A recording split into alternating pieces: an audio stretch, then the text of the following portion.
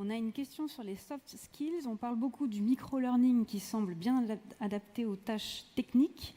Qu'en est-il des formations aux soft skills et autres compétences et savoir-faire pour intégrer les changements sociétaux et économiques des entreprises?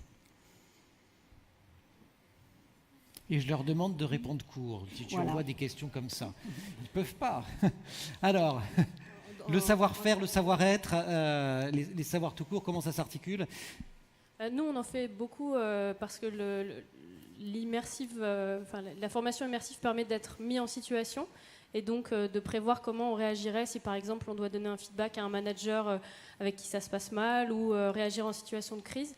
Donc, les soft skills peuvent être traités par des simulations et des technologies. Voilà. Et puis, mais sinon, à part ça, elles sont souvent traitées en présentiel avec des apports de coach, des jeux de situation. Voilà. Alain Romiac, on dit souvent que ces fameuses soft skills, ces compétences comportementales, ce savoir-être, c'est au cœur de l'employabilité aujourd'hui, encore plus qu'hier. Est-ce que c'est vrai, pas vrai? Est-ce que ça se travaille? Est-ce qu'il y a des moments où il est trop tard pour? Alors, bien sûr, ça se travaille. Aujourd'hui, face à la pénurie d'un certain nombre de compétences, nous, on a beaucoup de nos clients qui disent « Amenez-nous des gens avec les bons savoir-être, le savoir-faire, on saura le construire. » Et c'est vrai. Dans ce sens-là, c'est-à-dire le soft skill au-dessus du hard skill. Absolument. Et donc aujourd'hui, et ne serait-ce que sur des sujets basiques, hein, c'est est-ce que je viens tous les jours à l'heure et est-ce que je considère que je ne suis pas agressé quand on me demande une consigne? Mais je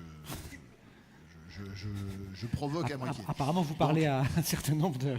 Donc aujourd'hui, face à une pénurie de compétences techniques et face d'ailleurs à une obsolescence qui est programmée des compétences techniques, ce sujet des soft skills devient un des sujets absolument critiques. Alors après, effectivement, il faut faire du coaching encore une fois, sur des populations sur lesquelles on travaille, sur les sujets d'insertion ou de travail temporaire. Il y a aussi leur apprendre des codes de la vie en entreprise qu'un certain nombre de gens n'ont pas et qui sont indispensables. C'est pas très très compliqué, mais encore une fois, il faut accepter, premier sujet, accepter qu'un certain nombre de gens n'ont pas ces codes. Et que s'ils ne les ont pas, ce n'est pas obligatoirement de leur faute. C'est parce qu'on ne leur a jamais appris. Il faut travailler sur ces sujets-là. Puis après, évidemment, quand vous en avez certains ensuite qui vont aller vers le commerce, il va falloir leur apporter d'autres types de savoir-faire. Mais le soft skill, le savoir-être, aujourd'hui, c'est véritablement ce qui est discriminant dans la recherche telle qu'elle nous est demandée, nous, par nos clients. Donc quand on appelait cette table ronde demain tous caméléons, on aurait dû l'appeler, hier on était plus ou moins caméléons, j'allais dire naturellement, on se comportait différemment sur un lieu de travail, à la maison, dans la rue, etc. Et aujourd'hui, il faut en passer par une étape de formation pour apprendre à être ce caméléon, c'est ça? De toute façon, il va falloir travailler de plus en plus en équipe.